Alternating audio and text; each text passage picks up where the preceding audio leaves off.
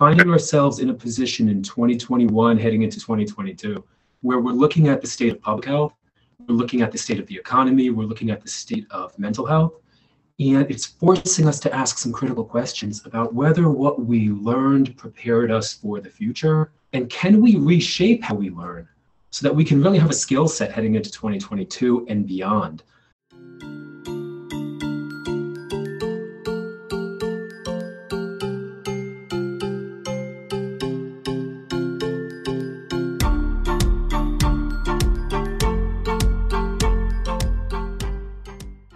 Welcome back to the Advocate in Education podcast. This episode, we're honored to have Mr. David Bidler, the president of Physiology First, on the show, and we go deep on mental health education, the future of education, and what he's doing to make an impact on students around the world.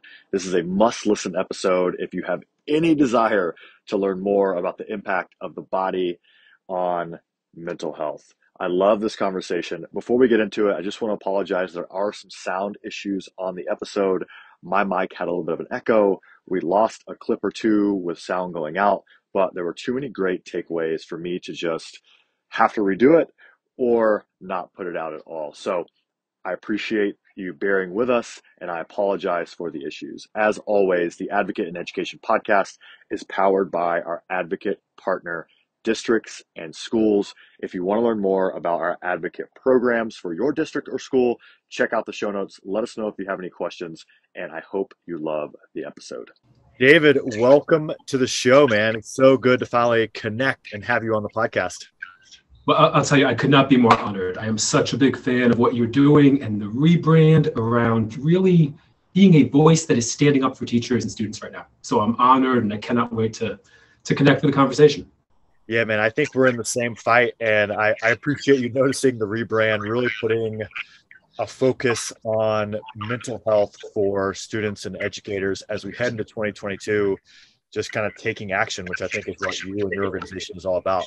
Before we get into talking about your organization, Physiology First, and what the amazing work that you're doing, tell us about yourself. You know, how'd you get into this world? What is your background? What do we need to know about you? I don't know that there's a lot really to know about me, because I think the issue is so universal right now that I really, I think that we all have been through some version of an educational system, right? My story was a little bit different. I left school in the 8th grade. I left school very, very young, but I still had some exposure to this educational system. And I think we're finding ourselves in a position in 2021 heading into 2022 where we're looking at the state of public health, we're looking at the state of the economy, we're looking at the state of mental health. And it's forcing us to ask some critical questions about whether what we learned prepared us for the future, and can we reshape how we learn so that we can really have a skill set heading into 2022 and beyond. So my background was a bit unconventional. Leaving school as early as I did, I had to ask some critical questions. And one was like, what should I learn about? There was no structure. You know, I was out in New Jersey where I grew up, and I saw a lot of people in my community dealing with gang affiliations, drug addiction, jail sentences. I saw the other side of not being really focused and really proactive about your own health, physical and mental, and really clear about what skill set you're going to build. So what would you learn if there was no roadmap? And that led me to start to ask, well, I should probably learn something about myself, something about the brain, the body, the mind. I started digging into a lot of the literature at the time. You know, the first book I ever came across was it's a classic piece of literature from the 1960s. And it was a book by Tom Wolfe, The Electrolytic Acid Test. And that book opened the doors to the poets, the thinkers, the whole scene that was happening out in Haight-Ashbury in San Francisco. And I think that there's a lot of similarities to that scene that I was exposed to really young through this almost fantastical, world of Tom Wolfe, and what's happening now. Because the people that we're meeting were not just, the Grateful Dead crew. They were the Harvard crew, the Johns Hopkins crew, the Stanford University crew. They were neuroscientists, they were artists, they were athletes, they were performers, they were creatives. And they were having this conversation on the future of the human mind. And I look back on that and I think, wow, what an optimistic thing to do with one another, is to really talk about where we're going collectively and talk about the future of the mind. And yet, when we talk about mental health, or when we hear that term in 2021, I don't think it rings the same bell for people. I don't think, oh boy, mental health and fitness, let's talk about that. Like, that would be amazing because I could upgrade my mind. I think in some very backwards way, it means mental illness, it means anxiety, it means substance abuse, it means depression, it means all of these things. And if we're going to have a future focused conversation about mental health, Right. I think for one, we need to bring that into the times that we're living in. We need to take it out of its origin point, which is a word from 1908. And we really need to have a conversation that if you as a young person heard about it, you would feel compelled and inspired to be a part of it. And that's, I think, the language, the reshaping of the language of mental health and fitness that was evident for me in that literature. It felt exciting to learn about the mind. And I think that we can make it feel that way again. Yeah. So I think that excitement and that reframe of mental health is so important, specifically in education. Like the conversation I continue to have with school leaders and district leaders is this, there's so many years behind the current understanding of mental health and the way forward. So where do you think the disconnect is and why we're so reactive? Something you and I both harp on all the time is being proactive in mental health. So where do you see that disconnect in education? And then what do you think that first step forward is to be proactive moving forward? Well, I think that there's a real power in language. And I think that we can get hung up on a word and be unable to shake its initial imprint in our mind. If I said to everybody listening to this, have it your way right away, but don't think about Burger King. Or like the Uncola, but don't think about Sprite. These things are hard because they're branded in your mind.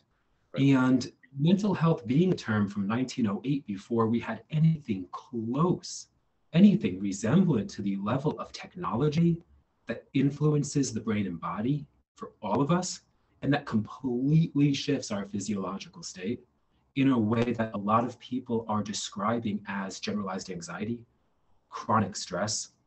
I think, I wrote a tweet recently that said, young people are expressing their internal state with the word bank available to them.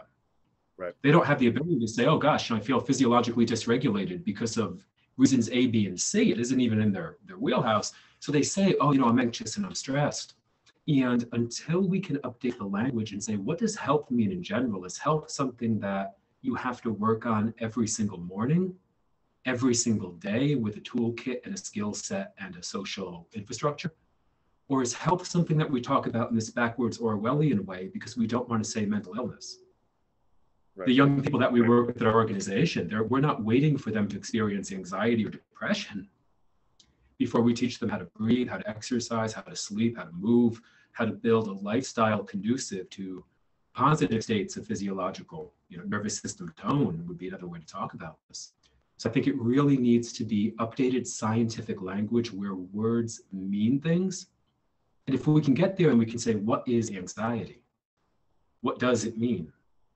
What is stress? What does it mean? And then we start to have this conversation around pulling words out of the weeds and not letting them remain these cultural artifacts from another century. Right. And saying, well, if anxiety means physiologically an elevated heart rate, an elevated respiration rate, changes in pupillometry, changes in skin temperature, changes in sweat gland production, what actions, what behaviors allow us to leverage control over that state? And what lifestyle changes allow us to not end up in that state as often? And now suddenly we're having a programmatic training program, right, to ask, what does anxiety signal in the body to begin with? And I think if we can build a relationship with our own bodies where we recognize signals for what they are and don't try to tear smoke alarms off of the wall when the room is actually on fire, right, we can say, maybe I fundamentally am not meeting the physiological baseline needs of my body from a perspective of sleep, exercise, nutrition, anything else. And maybe my body is signaling this critical prompt for change, which shouldn't be antagonistic. It should be welcomed because it is an insight into how we can optimize how we live, feel, and perform. Yeah, I think the disconnect of understanding that our bodies have evolved this way to protect us and to serve us. And it's not necessarily a problem, but then how can we take that physiological response and use it to our advantage. Like, what can we learn from this experience? How can we regulate ourselves, like you said, through breathing, through movement, through diet, whatever that may be, to put us in a better place? And I love the idea of, we've given students, young people, and even, adults, you and I, our peers, use these words because they think, that's what it is. It's just, hey, I'm experiencing anxiety. There's nothing I can do about it. I'm a victim, and here I am. So, can you tell me the work you're actually doing in action in the schools that you're working with, that is giving individual students, schools, the resources they need to make these appropriate changes? Because I want to focus on the actions we can take to give schools to actually leverage, hopefully, a little bit of time they're going to put towards mental health in 2022 and beyond, to take that action. I really like that you pointed that out. And so to bridge, to kind of create a bridge, because I feel like I abruptly ended, hey, I'm a dude who left school in 8th grade, now we're working with schools. When I decided to learn more about my body and my brain, I thought, well, we should probably collaborate with experts in neuroscience. Who are the people at the edge of the curve in understanding the brain and body, looking at the best technology, and looking at with the most objective lens at the human autonomic nervous system? Again, what is the anxiety response, and what does it signal in 2021 in this brand new technological age? So we began partnering with a brilliant mind in neuroscience by the name of Dr. Jose Herrero. He is an absolute amazing human being. And he's looking at, right now, his main realm of focus is epileptic neurosurgery. So you're able, through his work, to put intracranial implants on the brain of epileptic patients and watch what happens when they change patterns of breathing. How does breathing itself impact brain activity? And that allows us to start to better understand the neural correlates for anxiety and for the anxiety response. And that allows us to then build a word bank, a skill set related to a specific physiological cascade, not a word that means anything and everything. Right. And I think that that's one of those first steps that we need to take, because I've said it myself, stressed out. Or you've heard young people say, God, I'm super anxious. Yeah. But if you would ask them to go deeper and really start to figure out whether we're describing a physiological experience, like hunger, like sleep, or whether we're using it as kind of a cultural catch-all, then we can start to ask some critical questions about next steps. And we had the opportunity to visit Dr. Andrew Huberman's lab at Stanford a few years ago, where they were doing some incredible work in virtual reality to study the underlying anxiety response. And we would go into these different fear-like environments. And I would watch my partner's skin temperature, heart rate, pupil imagery change long before she was aware of the cascade. And what they were testing is, how does anxiety and stress and perceived fear impact? So, we have free mental health education services that are based in science and collaborative efforts with neuroscientists to study the stress response. We would love to share these with you, your staff, the community. And the answer has been, we don't have time, we're not interested. And that's heartbreaking, because our community here in Maine, 1 in 4 kids is diagnosed with a mental health disorder. And there is no physiological assessment attached to that process. There's no physiological assessment at all. So we're watching what is looking like a cascade in addiction to anti-anxiety medication, in a very antiquated lens for looking at the anxiety response, young people articulating what they're experiencing with a limited word bank, and a school system not necessarily incentivized to make this a priority because they're graded on grades. Right? They're not graded on physical fitness and mental wellness. It's not what they are judged on.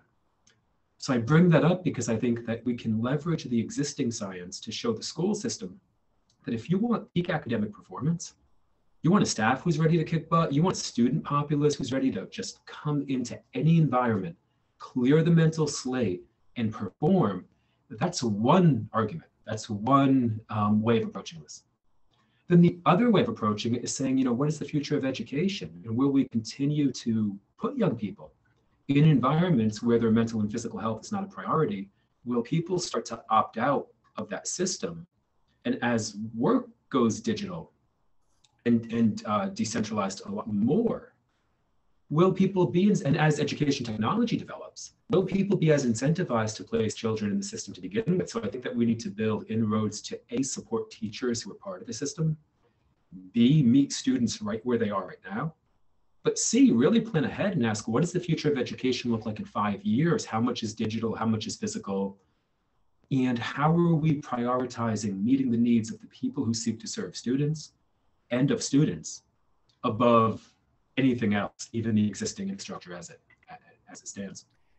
Yeah, I love that you brought up that point here, kind of to close out what you were saying, that the future of education, the world that we live in is changing so rapidly, and it was even pushed farther forward through the COVID crisis that continues, along with mental health issues, pushed forward. And I think having that conversation, asking the hard questions, and the reason I kind of rebooted this podcast and talking to individuals like you and other people were to ask those hard questions to educational leaders, like, why are we not thinking about this? And to hopefully piss some people off and say, hey, things are changing.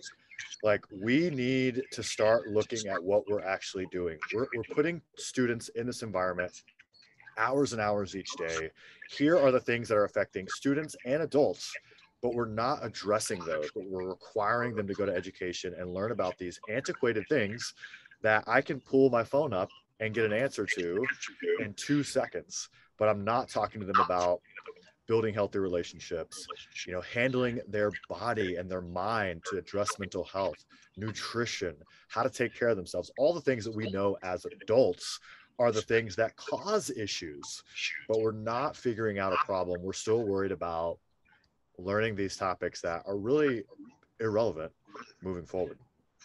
So I love that you brought really love that you said that, for a couple of different reasons. I mean, one, right now, less than 1/4 of kids aged 6 to 17, less than a quarter get 60 minutes of exercise a day.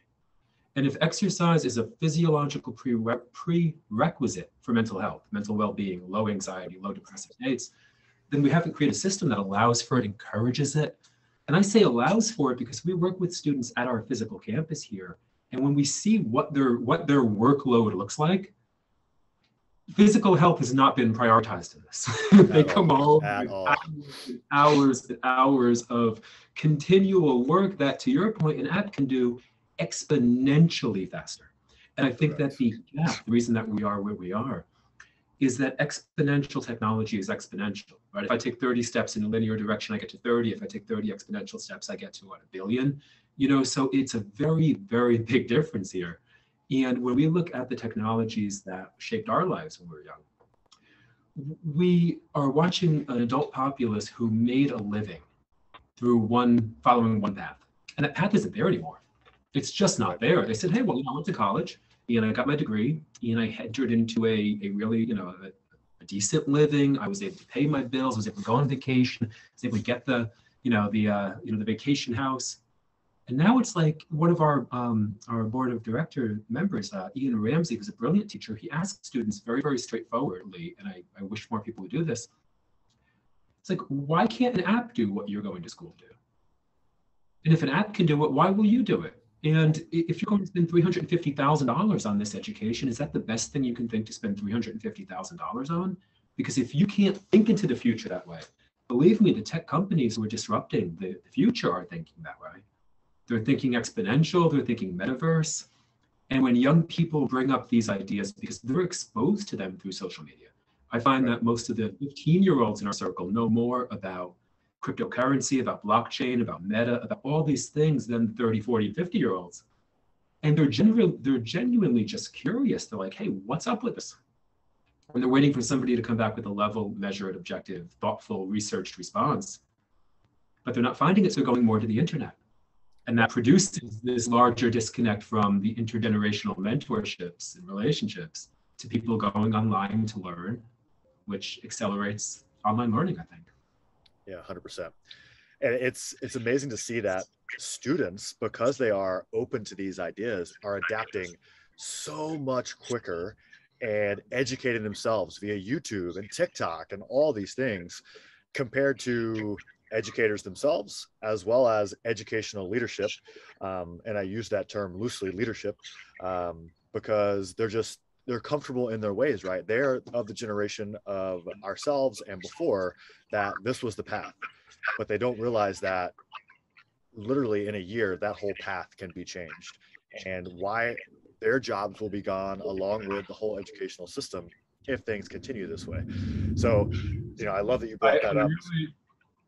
No, I really appreciate that you brought that up, because that really is what the future of education looks like, is an honest conversation that steps on some of these tried and true, ideas that things will always be what they are. Because I think a lot of people in education, particularly in our community, they can't think in terms of exponential technology. So for them, things will be as they are. And I think that they connect the mental health issues that young people are dealing with to what they dealt with as 14, 15, and 16-year-olds. So Right. we're talking about teenage angst. And it's like, no, we're talking about algorithmicized content. We're talking about persuasive technology. We're talking about 7.5 hours a day on average on screens, which are basically selling you a very, very, very specific version of the world. A lot of ideological baggage and a lot of advertising. Hmm. And we're looking at just the impact of technology on the autonomic nervous system. What happens to an animal like us when we are in front of a 4 by 6 inch screen for 7.5 hours a day, meaning our smartphone, clicking and clicking and clicking buttons that signal our perceived level of social approval? That's going to only accelerate. So I think it's time to really get innovative and disruptive and say, what's the best future for young people? What has to happen now for the future in 5 years, when you and I look out of our windows into our communities, where we see a healthier generation, we see a physically healthy and mentally healthy, thriving generation entering the economy and entering positions of community leadership with agency, autonomy, the power to act and make decisions? What has to happen now for that to happen? And that reshapes the conversation, forces it to be innovative, disruptive, and new. Yeah, it definitely reshapes the conversation. I think we both have seen how students respond when they're given those tools and allowed to, manipulate their bodies and educated on how to breathe and how to do that mental fitness. So can you share some of the, progress you've made with your students, what you're seeing? Because I see these students, I think that start in your program as, recipients of the education, but then they turn into their own version of a leader in this movement. And I love watching that transition. Can you talk about some of that success that you've seen and how your students have been evolving through the work that you're doing? Absolutely, I'd love to, because it's the most inspiring thing to witness. We own a gym here in Freeport, Maine, that we've owned for 6 years. Okay. And adjacent to the gym, about a 2,000 square foot building became available after COVID. The business went out of business. And we were already a nonprofit organization before then. We were already partnering with schools. We already had students coming to the gym, and we were already going into schools to speak. But we thought, why don't we take this building and why don't we turn it into the first sort of proactive 21st century mental health education center for young people? So now Physiology First University is an actual student center. Young people come after school to study, to learn neuroscience, to learn breathing exercises, to do ice baths, to work out, to use technology in a way that gives them some autonomy. People use VR headsets, and we'll ask them, what do you think about that? Like, what do you think it's going to mean for industries? And just asking them questions about the future, and they come alive in that environment. So we have breath education programs, and one of the biggest things we hear from students is how learning to leverage their breath to lower the heart rate, to lower the actual tangible, measurable physiological signs of anxiety before giving a talk or a job interview or a presentation, has given them a kind of power and confidence in their lives. Then we have them go into the ice bath. We have an ice bath out front here. And this year we'll actually be taking our iced coffee for students in the iced bath challenge global. So we learned a funny thing working with the students, and I'll share it if anybody's interested. We thought, a cool way to get students into the ice bath would be to give them free iced coffee, because it would make it easy for them to invite each other. They'd say, hey, there's iced coffee. You just have to drink it in an ice bath. And and it would be really cool, because they knew these breathing exercises, and they love to jump in the ice and use their breath to control their heart rate and body. And they'll say to you 10 times over, well, if I can control my stress response here, then I know I can do it when the test comes, when the finals happen, when everybody's getting really anxious because they haven't been given that skill set. And they really, really thrive in it. But what we learned is that none of them drink coffee. So the iced coffee in the ice bath event is just an ice bath. It's funny. We keep making coffee, but nobody drinks it, which is actually not a net negative. It works out well. Yeah. So we have our global ambassador program, where people involved with our nonprofit organization are setting up pop-up campuses globally. And this summer, they'll be setting up pop-up ice baths to make it really easy for young people to say, hey, let's do something cool after school. I heard there's this workout, this ice bath challenge, and that becomes a door saying, okay, cool. Like if we're using these breathing techniques and state control techniques, where else can you use them? And they'll be the first to say, again, I'd use them at school, I'd use them in big moments in my life. And then they want to become the voice of passing that skill set on. They want to be, as you pointed out, the leader, the ambassador, the person who builds the bridge to their friends.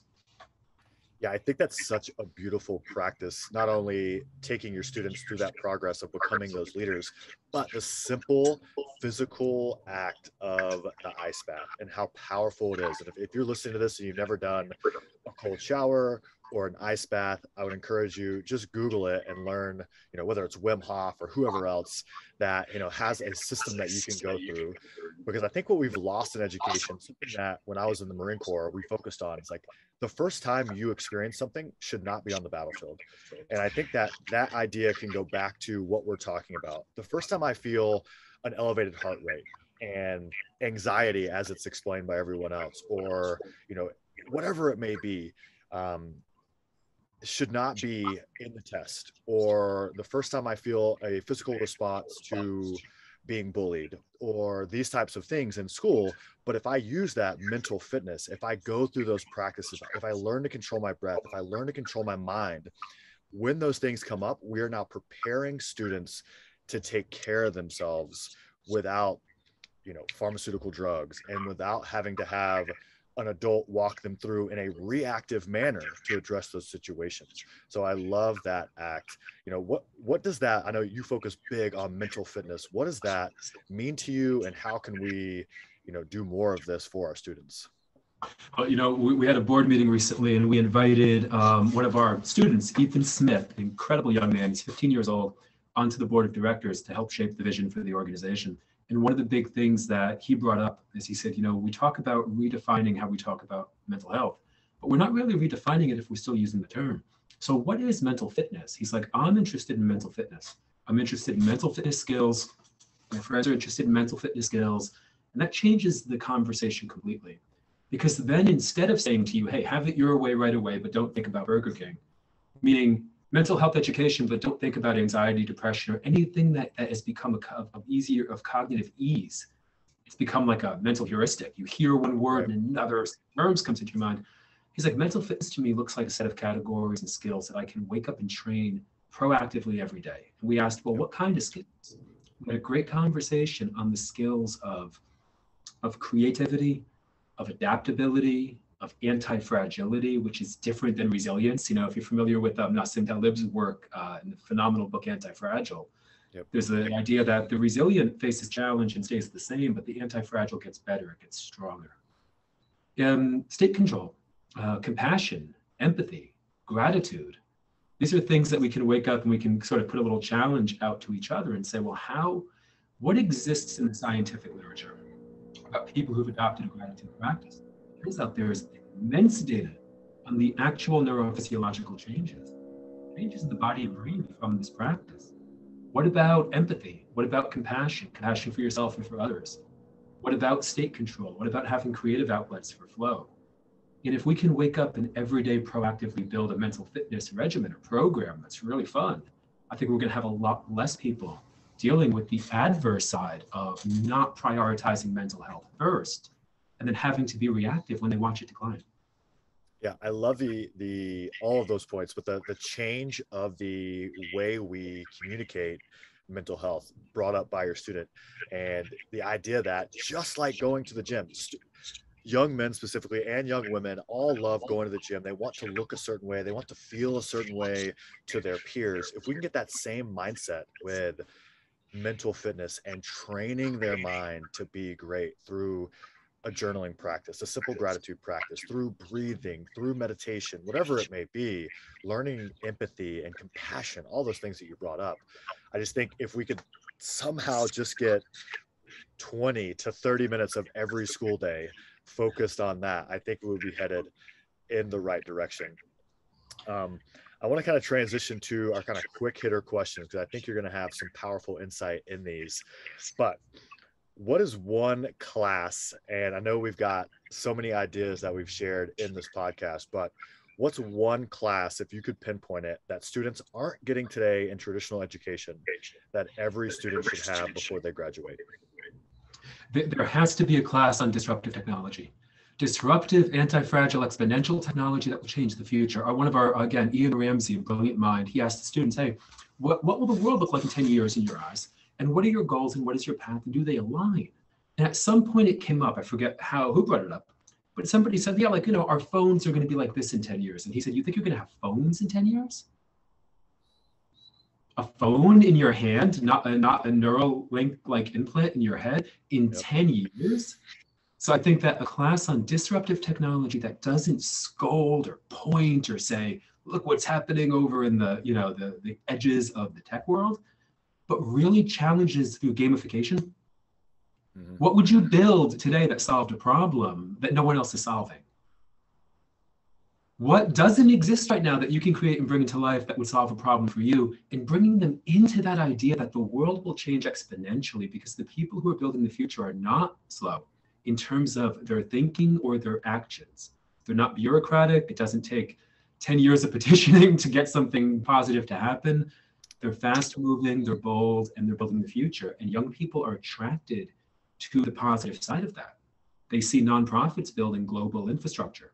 They see decentralized movements to reinvent the internet and to make it more of a people's internet and not such a duopoly of, the big players in the game. So I think that it would be a class on disruptive technology that invites them to co-create the future and really gives them, again, kind of like a gamification element where they realize that their power to be an architect in the future, they have that power now. Nobody can take it from them. All that they can do is forget that they have it. Yeah, allowing them to, one, see what's already being done, and then two, giving them the opportunity to plan and dream and visualize that they can be a part of the solution, a part of moving everyone forward. I think that's such a powerful tool. Number two, I think I have an idea of what you're going to answer for this one, but if you were going to give a TED Talk this weekend, what would be the topic? No, what a great question. I mean, it would be, I think it would be, the topic would have to be how to build the future. And I think that we have to remember that the future doesn't happen to us. We're not in a movie theater going, oh boy, I wonder what the next scene is going to be. And I hope that they don't do what I think they're going to do. We're the actors and the actresses and the directors and the whole thing. So I think I would give a talk on how to build the future. I would just ask a lot of questions because I don't know, but I know that you and I and students listening to this and the teachers listening to this, we all have the power to build new things that weren't there. We all have the power to think new thoughts that haven't been brought into action. And we all have the power to remind each other of that capacity. Because I think when you circle this back to youth mental health, what we probably fundamentally want to ask is do many of the 15-year-olds and 16-year-olds and 17-year-olds, do they see an inspired, thriving future ahead of them? Do they feel like they're entering a time of unprecedented opportunity to create, to be bold, to live a life that's full? If they don't, well, damn, they should feel anxious and even depressed. We have to put a thriving back on the map of potential.